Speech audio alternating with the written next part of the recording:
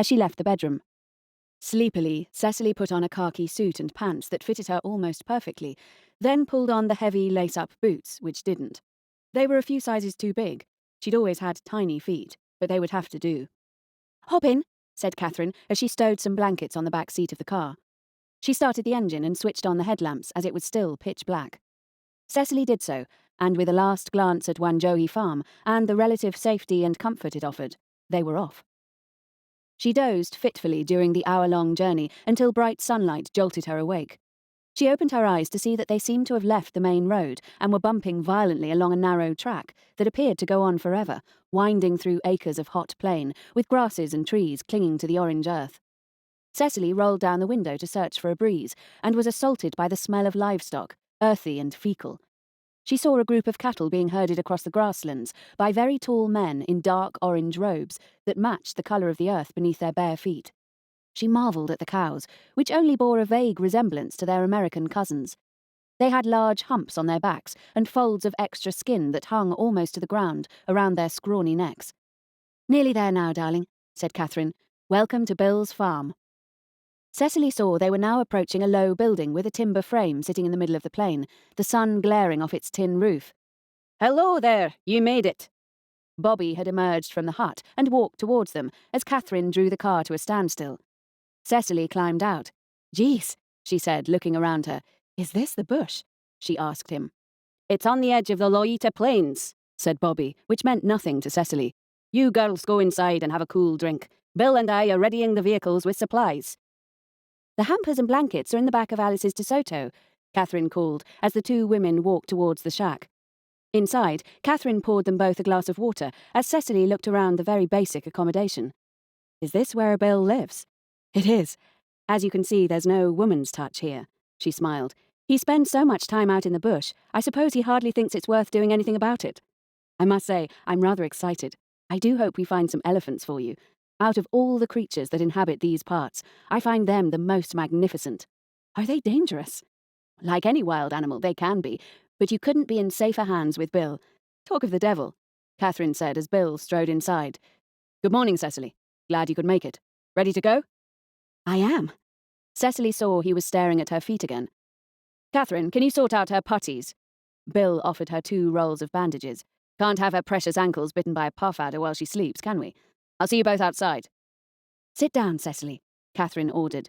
Cecily did so, and Catherine wound the bandages around each of her ankles, tucking the hems of her pants in at the top and tying the bandages in 2 tight knots.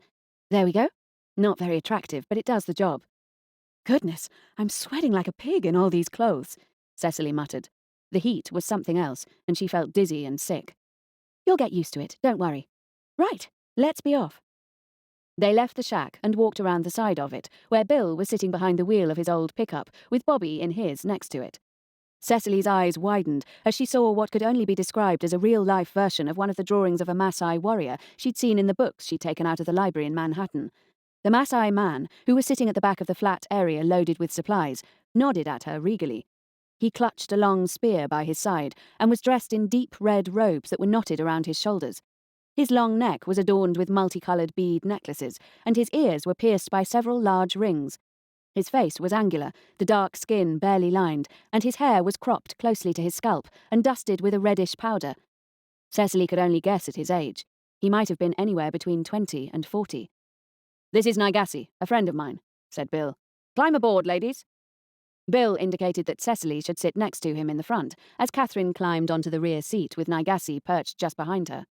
She shielded her eyes against the glare of the sun, bouncing off Naigassi's spear, and wondered if he had ever had cause to use it. "All ready to go?" called Bobby from the pickup beside them. 2 more Maasai men were sitting on the rear of his vehicle, also holding spears. "Absolutely," said Catherine gaily, passing Cecily a flask of water. "Only drink what you need.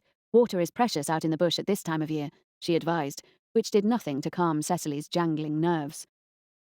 The pickup's engine rumbled to life, and Cecily clutched onto the seat, praying she wouldn't be sick, as Bill pushed down on the accelerator and they set off with a lurch. Driving for what felt like hours through the dusty grassland, eventually the terrain began to subtly alter and grow lusher. It was a wide-open landscape, the vast blue sky skimming the tops of the fever trees, on which giraffes nibbled, their tongues curling out as they pulled the branches towards them.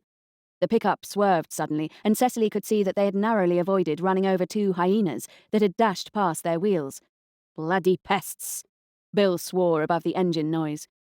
Look, Cecily, those are wildebeest, the ones with the manes on their backs, and there's Naigassi's Enkang, his settlement where his wives and children live.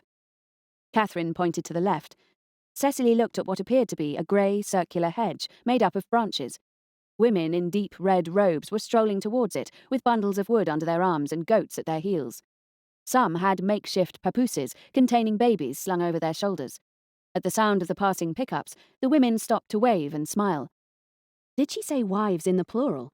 You mean Naigassi has more than one? It's a Maasai way, Bill answered. The more cattle and women and children you have, the more respect you command within the tribe. And Naigassi commands quite a lot of respect. Look over there, Catherine shouted to her half an hour later, pointing into the distance where Cecily could see animals gathered around a hazy silver shimmer. Do you see those Thompson's gazelles there, the little ones with the straight horns? They're very brave drinking the water. You never know when a croc will come out and snap at them. But that's life here on the plains. Cecily was awfully glad when Bill eventually pulled the pickup to a halt by a copse of fever trees, and Bobby pulled up beside them. The sun was beating down on the open-topped pickup, and she'd felt horribly sick the whole journey. Are we stopping here? Bobby called to them. Yes, Naigassi says it's the best spot for today. Bill nodded and climbed down from his vehicle. Time to set up camp, Catherine said cheerfully as she began to help Bobby unload the equipment and supplies. Cecily made a move to assist her, but Bill laid a hand on her shoulder and held her back. I'd like to help, she protested. You'd be best to stay out of the way while we set up, he said firmly. You look flushed, Cecily. Go and sit in the shade and drink some water. Cecily sat down on a convenient rock under a clump of trees, sipping water and watching the others ready the camp. Large rolls of canvas, iceboxes, and the hampers were heaved